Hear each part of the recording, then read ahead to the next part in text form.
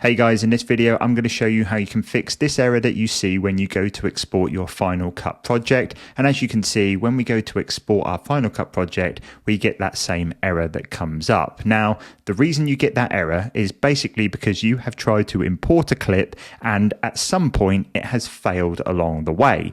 We need to now go and fix this, and the way that we can do this is really simple. So what you need to do is go over to your projects tab where all of your different clips are stored, and what you're going to need to do is find the clip that has this camera icon right here. And as you can see, it even says here the media for this clip is still on the camera. To begin importing, select re-import from camera again from the file menu. This basically means that your computer hasn't got this clip on it, so it can't actually export it. So to fix this, all we need to do is make sure that we have the clip selected, go up to the top where it says file, go to import, and then go and select the re-import from camera archive button. Next, you're going to get a confirmation message. All you need to do is click continue on that. And as you can see, it's going to start re-importing your video from your camera again. One thing to note is that you definitely have to let this finish importing before you think about going and trying to export your project again. But once it has, you'll notice that the camera icon is now gone.